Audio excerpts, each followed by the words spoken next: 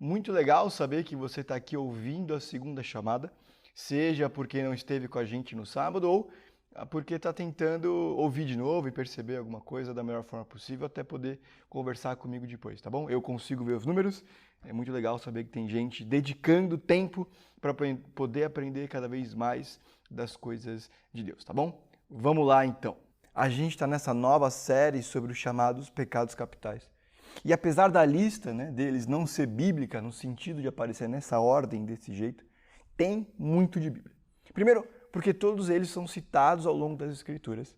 Segundo, porque irmãos e irmãs nossos que amavam a Deus e eram sérios nesse compromisso, escreveram livros e livros tentando nos alertar sobre alguma coisa do tipo: a gente precisa prestar atenção na ira, luxúria, orgulho, inveja, preguiça, gula e avareza.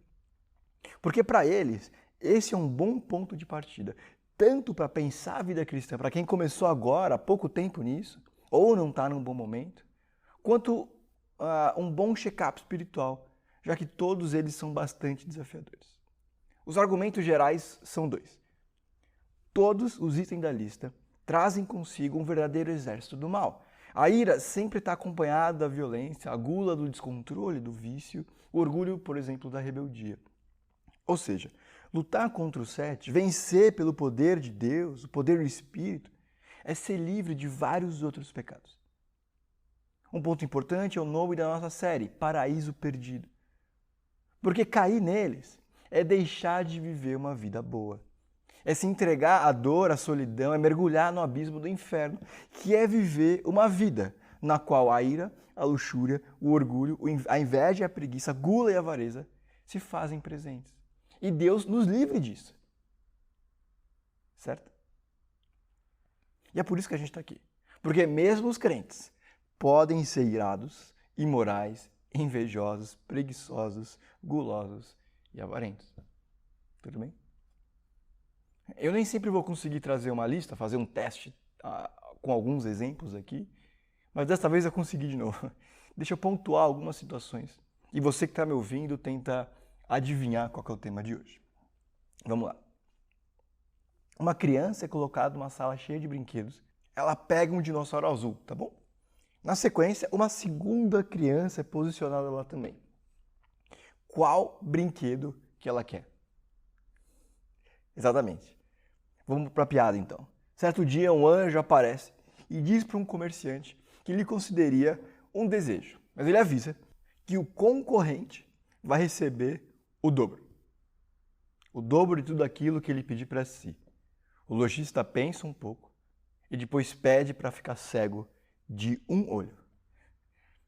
No livro Febre do Luxo, Robert Frank cita um estudo em que as pessoas preferem ganhar $85 mil por ano num bairro que ninguém ganha mais de 75 mil, ao invés de receberem 100 mil, onde todos os vizinhos recebem 120.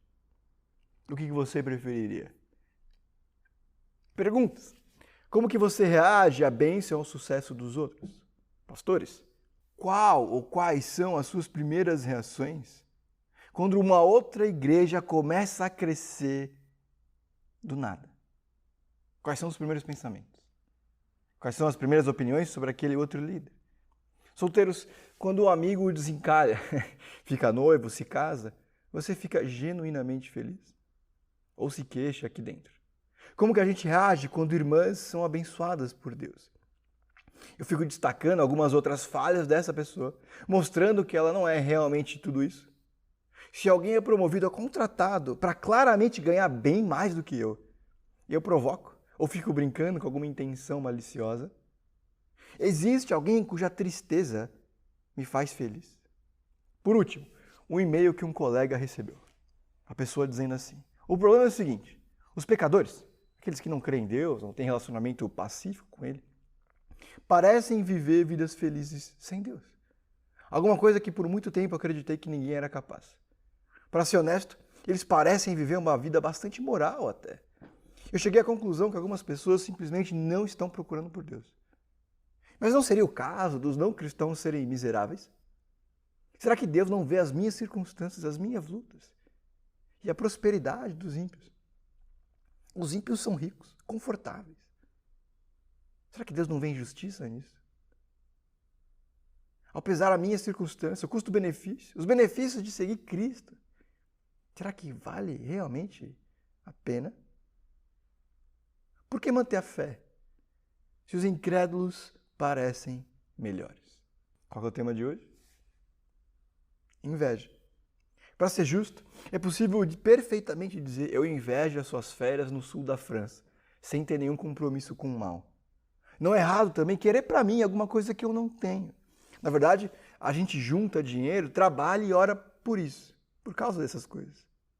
Eu queria antes também fazer uma pequena confissão aqui. Eu me animei bastante com a ideia de poder olhar para os pecados capitais. Mas eu não sabia, realmente não sabia, quão desafiador seria estudar, ler e ouvir falar sobre o tema. Primeiro, porque tem muita coisa na Bíblia sobre cada um deles. Tem muito livro escrito, além da Bíblia, sobre cada um dos temas. Inveja é um exemplo de um tema que eu não lembrava de quantas tragédias acabou gerando, inclusive nas Bíblias. Segundo, e principal razão do meu desafio aqui, é falar dessas definições de forma que a gente possa se sentir movido por Deus a enfrentar esses pecados em nós mesmos, em mim.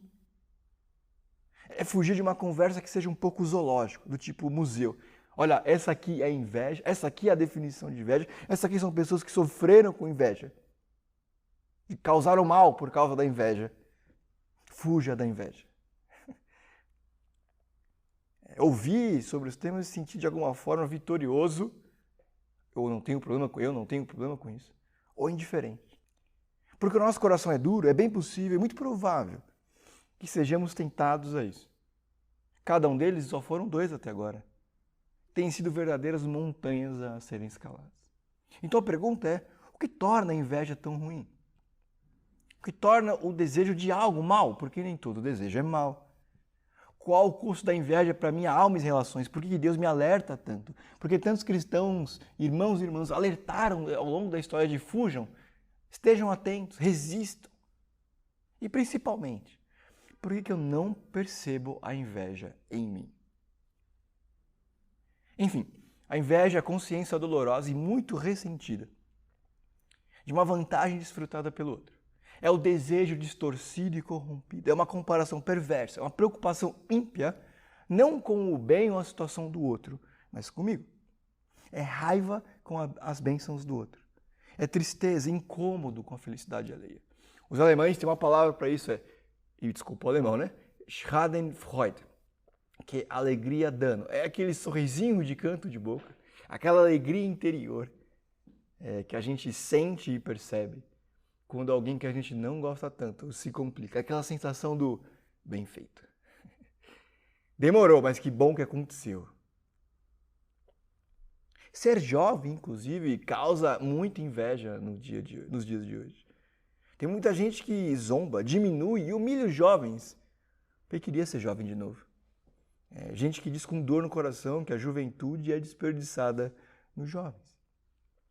O sábio em Provérbios diz que a inveja faz os ossos apodrecerem, Provérbios 14:30.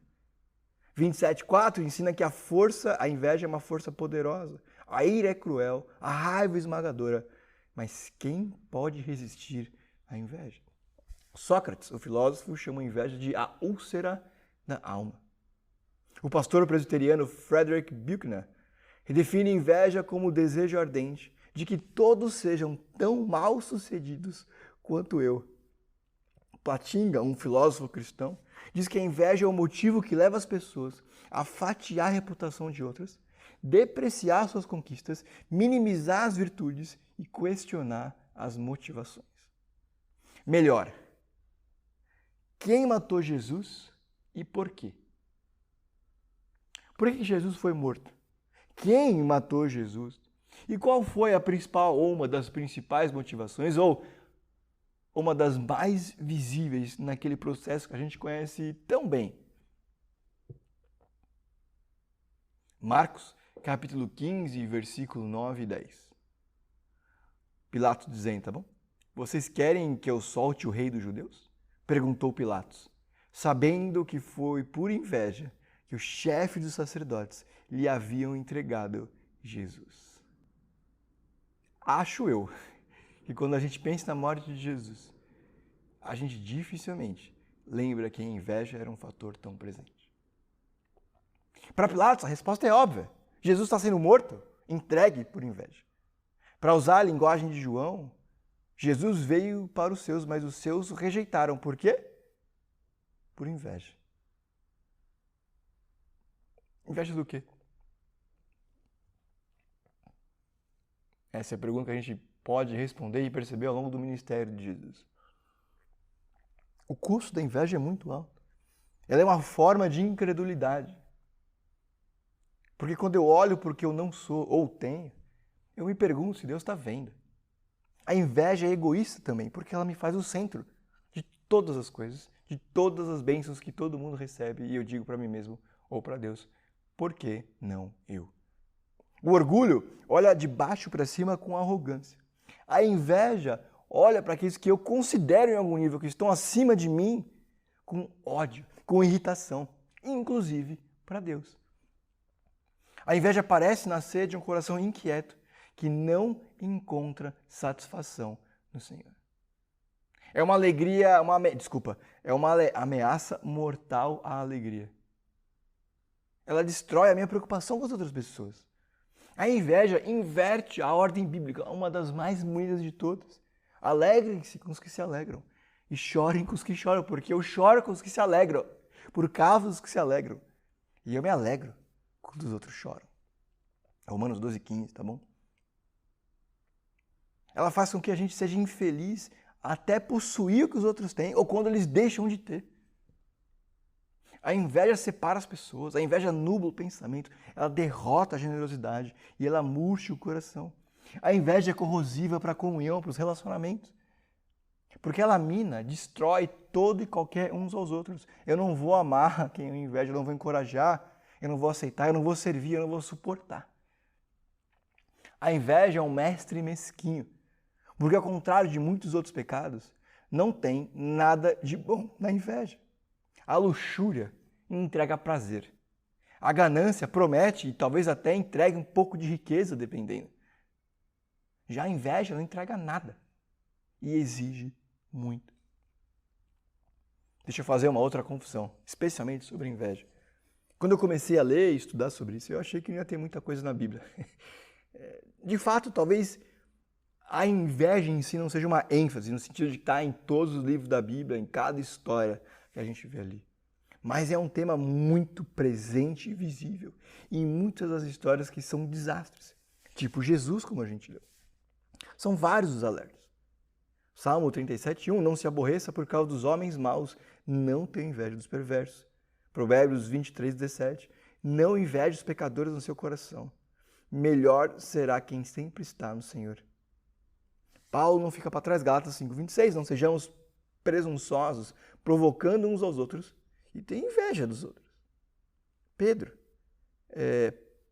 livrem-se, pois, de toda maldade, engano, hipocrisia, inveja, de toda sorte de maledicência. Aliás, a inveja causou o primeiro assassinato da história, Caim e Abel.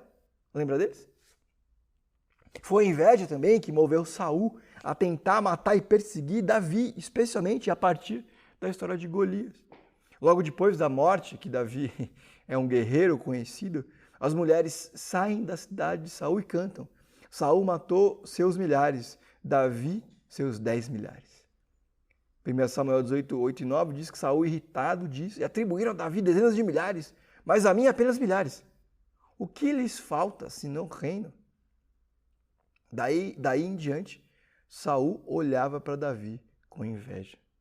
Pergunta, Saul, olhando para essa circunstância, para esse canto de reconhecimento e valor, de valorização a Davi, Saul, nessa reação dele, no questionado do que estava acontecendo, de ver a vitória de Davi, a reação das pessoas e o coração dele, ele se considera invejoso? Sim, está na Bíblia. Mas quem diz que Saul estava com inveja e olhava para Davi com inveja é o escritor, não é Saul. O que ele se considera então? Que Saul matou milhares, Davi seus 10 milhares, isso é um absurdo para ele. Saul se considera injustiçado. A inveja, ela subverte a justiça de Deus e nos torna cegos. Perceba que a linguagem ou a inveja se transveste de justiça. Que é injusto eu não ter, eu não ser e o outro sim. Ninguém se considera invejoso. Eu sei que eu já falei essa minha teoria algumas vezes aqui, que ninguém se considera invejoso e que muito provavelmente a gente ou nunca fez, ou fez muito pouco a oração de confissão. Qualquer tipo de confissão sobre inveja. Senhor, perdoa a minha inveja de fulano de tal. Mas eu resolvi colocar essa minha tese para jogo e eu perguntei para alguns pastores mais velhos que eu conheço, de outras igrejas, inclusive para aumentar o escopo. O Daniel Reis, na Igreja Batista Memorial, aqui em Osasco, que é pastor há mais de 40 anos, mais tempo que a gente tem de vida, disse o seguinte: não lembro de ninguém ter dito isso em um contexto de aconselhamento. O Oswaldo, na igreja lá da Fonte, em Campinas, também pastor há alguns anos, disse que não é comum. Wagner Fonseca e Fábio Gregório disseram que ninguém chega dizendo que tem inveja. O invejoso se sente injustiçado. E é por causa da inveja que Saul se abre ou abre portas, inclusive, para a influência diabólica. A inveja continua e a gente vê Saul tentando matar Davi com uma lança. Ele manda Davi numa missão suicida. Ele diz ao filho e aos servos que eles deveriam matar Davi, 19:1. É insano. Na verdade, todo pecado é um pouco irracional, ou completamente irracional, né? Porque Davi era bem sucedido em tudo. 1 Samuel 18:5. Ele era amado por muitos, por Jonatas, filho de Saul, 18:1-3, pelo povo, pelos servos e pela filha de Saul, 18:20. Ele é amado por todo Israel, 18:16. O texto diz que Deus estava com ele, 18:12, para que ele tivesse sucesso em todos os seus empreendimentos, 18:14. Diz ainda que ele teve mais sucesso que todos os servos de Saul, de modo que seu nome foi muito estimado, 18:30. Como que alguém pode ver a mão de Deus abençoando outra pessoa de maneira tão óbvia e se tornar um inimigo, um crítico e um zombador? O que está acontecendo no coração dessa pessoa? Por que ela se coloca ou se mantém nessa posição? O que ela está deixando de ver, de notar ou perceber? Só mais um exemplo, tá bom? Nem os apóstolos, os discípulos de Jesus, estão livres da inveja. No finalzinho de João, Jesus diz para Pedro que ele teria uma velhice muito difícil. Então Pedro se vira e olha para João, o discípulo que Jesus amava, e diz: e ele? Para dizer o que está na Bíblia: Senhor, e este homem? No sentido de, eu vou passar por tudo isso. E ele? Mas Jesus nos diz como quem diz a Pedro: o que tem você com isso? Me siga. O que eu tenho para ele, eu tenho para ele. E aqui o que eu tenho para você, eu. Isso é o suficiente. Aqui tem um ponto interessante. Pedro não teve inveja na transfiguração vendo Elias e Moisés com Jesus. Ele não teve inveja quando João batizou Jesus. A inveja opera perto de casa. A gente inveja os que são como a gente, do mesmo tamanho. A maioria dos pastores não se ressente do John Piper ou do Tim Keller. Ninguém se incomoda com o sucesso deles. O perigo são os pares. Joseph Heller diz que não há decepção tão entorpecente como alguém não melhor do que você conseguindo mais. Eu queria investir os nossos últimos minutos aqui olhando para o Salmo 73. Tá bom? Vamos lá. Salmo 73. Diz assim: certamente Deus é bom para Israel, para os puros de coração.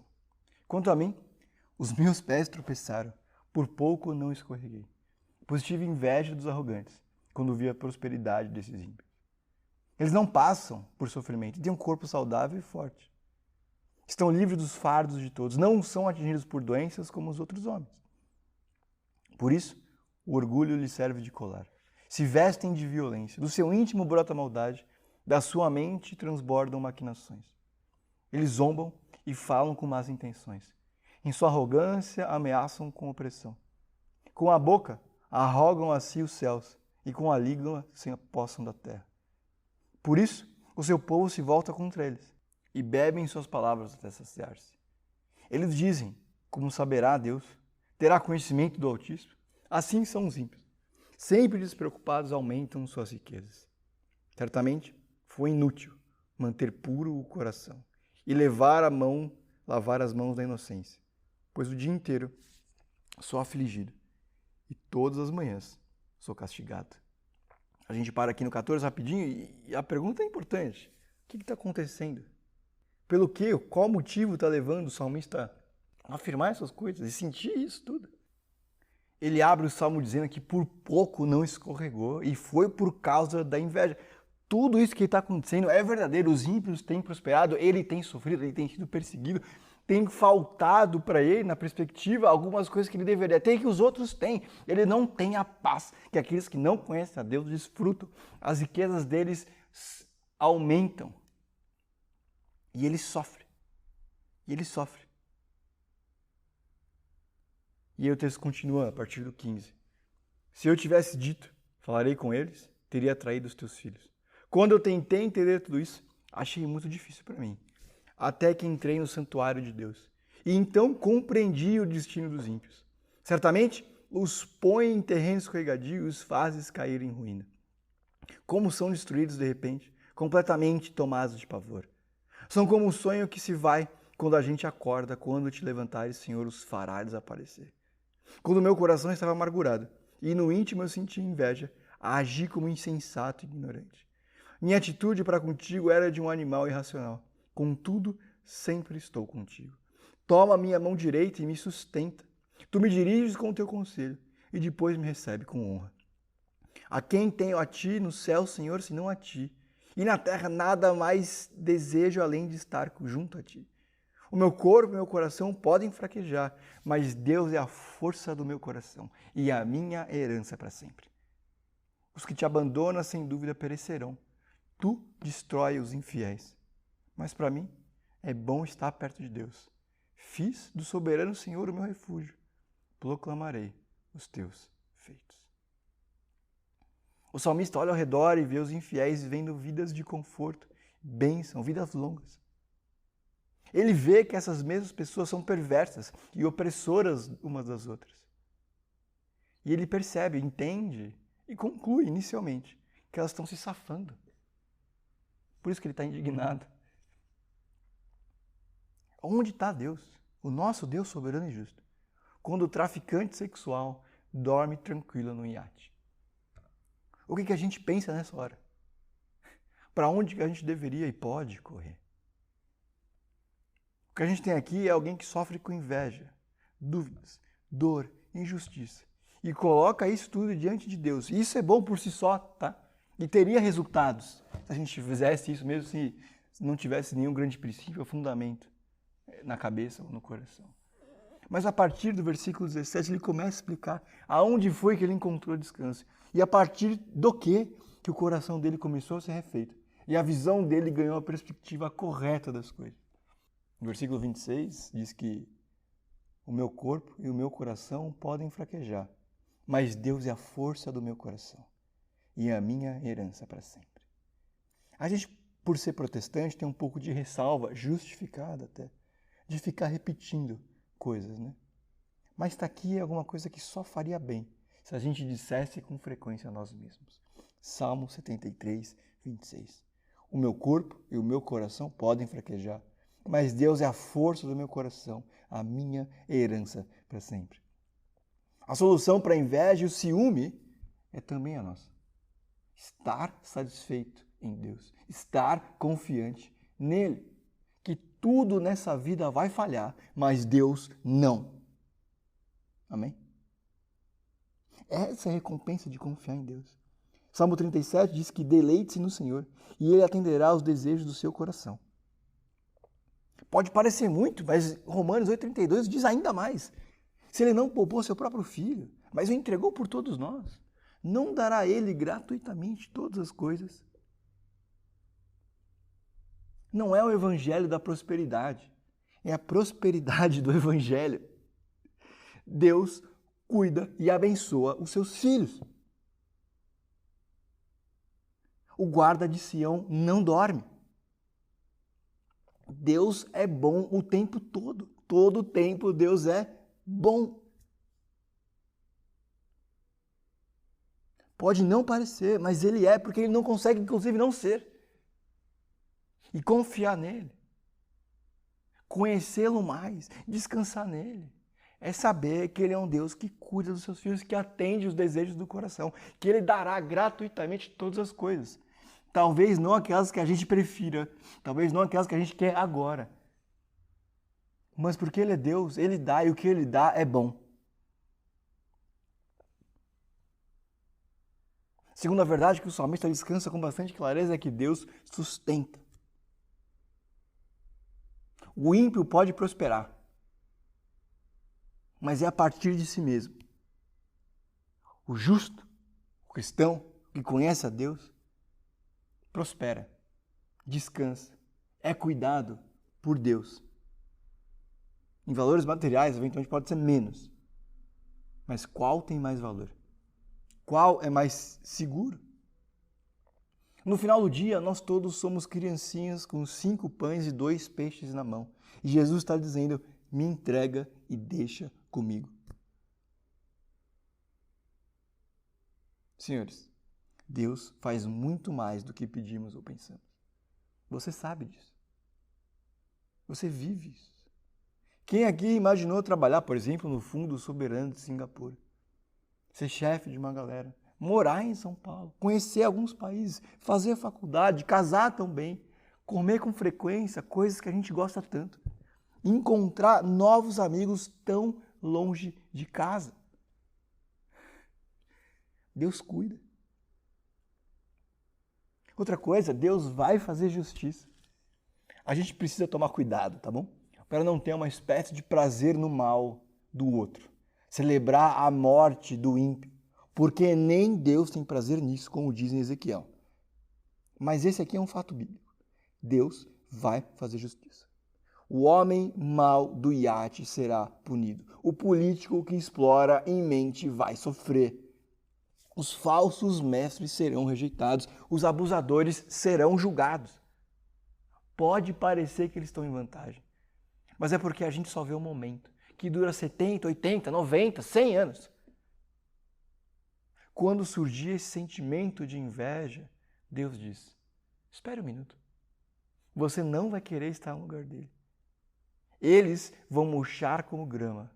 E aqueles que fazem a vontade de Deus permanecem para sempre.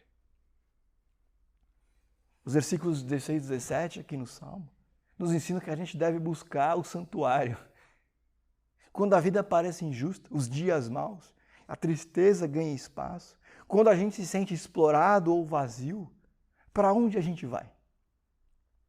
A gente mergulha no trabalho porque os resultados e a sensação de ocupado, de correria, traz alguma percepção, uma autopercepção de dignidade. A gente abafa a monotonia com compras. A gente acessa e usa as mídias sociais para encontrar alguma dose de autoafirmação com posts ou fotos, álcool para entorpecer as lutas, satisfação no nível sexual para silenciar as vozes que dizem que não está tudo bem. Esses band-aids terapêuticos vão trazer resultado e frequentemente até prazer, alegria. Mas como a gente sabe, não dura. Elas só cobrem a dor por alguns momentos. O salmista diz que encontrou na igreja, se você quiser, tá bom? Paz. Foi lá, com os irmãos, no louvores, no ensino, que ele colocou os pensamentos em ordem e o coração em paz. No cristianismo, você se sente melhor quando começa a pensar corretamente. Eu sei que alguns não vão gostar disso, até odiar, né? Porque não é o seu tipo de personalidade, de entender, ouvir, ler, decorar. Mas o salmista percebe que a razão pela qual ele está deprimido, desanimado, é porque estava faltando algumas coisas na compreensão de mundo dele. E que ele encontrou ali e que não sabia que lá estava. Ao trazer as nossas perguntas, dúvidas, a nossa inveja a uma sala cheia do povo de Deus, somos lembrados juntos de algumas coisas que esquecemos sozinhos. Que Deus é bom, que Ele cuida, que não me falta nada e o que Ele me dá é bom. Por último, Salmo 73, 23, 24. Princípio. Pega na mão de Deus e vai. Senhor, abra os meus olhos para ver a maravilha dessa promessa. Me ajuda a descansar, a acreditar e andar por ela. Porque pode ser instável acreditar em Deus, mas é escorregadio não fazer isso. Não é à toa que o nome que as Santas Escrituras dão para aqueles que não creem é perdidos. Estar com Deus é ter sido encontrado. É não estar mais sozinho, nem abandonado nesse mundo tão tenebroso. Para encerrar e usar a nossa linguagem aqui de sempre, primeiro, Jesus já venceu. Eu não preciso me agarrar, prender a atenção ou sofrer pelos dons e talentos dos outros. Eu não preciso cobiçar o cônjuge de ninguém, a casa, a família, o ministério e as oportunidades do próximo. Eu não sou definido pelas habilidades dos outros. Eu sou definido pela graça de Deus. Jesus morreu de homens invejosos para me livrar da inveja que o colocou naquela cruz. No final, a aprovação de Deus sobre mim é o que me liberta de ser definido pelas bênçãos e oportunidades dos outros. Deixa eu te dizer, Deus está te dando o melhor do que você pode ter agora. Calma que lá vem. Todos nós enfrentamos a aparente injustiça dos confortos humanos e mundanos, desfrutados por aqueles que rejeitam Jesus. Nós seremos e somos tentados a invejar a fama, a riqueza daqueles que rejeitam a Deus e tiram vantagem dos outros. A inveja e a ostentação são o combustível de muito do que a gente chama de entretenimento. Das Kardashian aos paparazzi, passando até pelas fake news. Todo mundo sabe que isso engaja e traz à tona o pior que existe em cada um de nós. Por último, seja útil. Sabe o que a gente podia parar de fazer para não permitir que a inveja floresça tanto? Parar de contar vantagem. Parar de se exibir. Não brincar com fogo, que é gerar inveja no outro. Eu não estou dizendo para não postar. Eu não estou dizendo para não contar. Mas postar e contar com discernimento. Tudo bem? A gente se vê, tá bom? A gente se encontra aqui na igreja. Um abraço.